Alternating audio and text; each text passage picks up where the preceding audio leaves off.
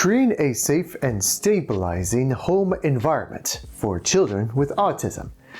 Think about this. Here's a question for you.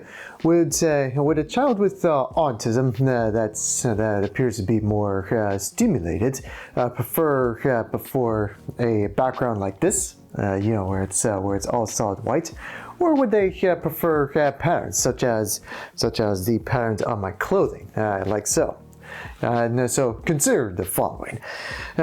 Stimulation or overstimulus. A lot of folks tend to think of sound when it comes to overstimulation. Yes, it is true. Loud noises and all that noise and chaos. But also to keep in mind that also goes with sight. So take some good notes when children appear to be overwhelmed on some areas. Like, for example, if you go to a museum and there's a whole bunch of stuff going on, like left or right, up and down, the ceilings and the walls and all that chaotic goodness. Keep in mind too that everyone with autism are very different, but when these things happen, take some good notes. Now, of course, for home environments, you can always make your home the way you want it to. I'm not here to say you gotta do home a certain way to make it work or anything like that. No, that would not be fair because everyone's have their creative freedom when it comes to their home environments. Just to know too that when it comes to children with autism, they can have their own rooms too, and a lot of times these rooms can provide not just a reflection of personality, but to provide a good, safe space as what I like to call a recharge station. So for example, if someone with autism prefers solid colors and not a lot of patterns, you go for something like this, like with the background. It doesn't have to be white. It can be other colors, maybe even blue or yellows or anything like that. Maybe even green.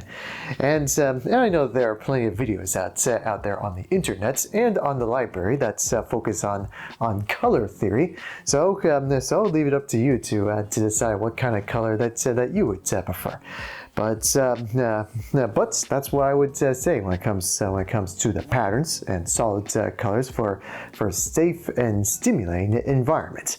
Whether it be keeping the home quiet on some areas. Thank goodness for homes that have rooms, of course, too, because those are like the great places for that kind of stuff. Which come to think of it, probably which is why I enjoy going to the bathroom when it comes to the bathtub, because to me that's my ultimate recharge station, as I like to call it. It's like after long chaotic days of keynote events, you go to the bathtub and then just hang out and read. That's like one of my favorite things to do. I've enjoyed it back then, and I still enjoy it today. So some things you can never grow too old, or some things you can't grow out of, I guess you can say too. So, but if you think about a lot of bathrooms, at least based on my personal knowledge, tends to have white backgrounds, and also the ambience and the way that the sound bounces and all that kind of stuff. The sound bounces. So it's one of those things where there's a lot of math and science into it as well. So it's just all about the good observation and figure out what works and what may not work as much. And like I always say, that you don't have to.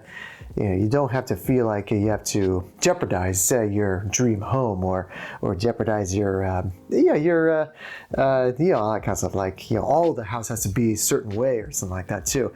You can if you want to, but I'm not here to make the decision for you. I'm just here to kind of point and go for some pointers for that kind of stuff. Back then, I prefer solid colors, and nowadays I don't mind this kind of pattern as much, which is why I'm wearing in it right now. So when it comes to safe and stimulus environments in homes, just look at everything at the smallest of detail. And everyone with autism is very different. You can take mental notes when you're going out, like to a museum or to a restaurant or even to the park, and or a zoo. Understand your children. Figure out what you believe in your heart is best for your kids. And your house will be near perfect for everyone. And so that's all I have to say. This is Tyler McNamer of Autismworks. And so last thing I want to say, it's time to get to work to make it work.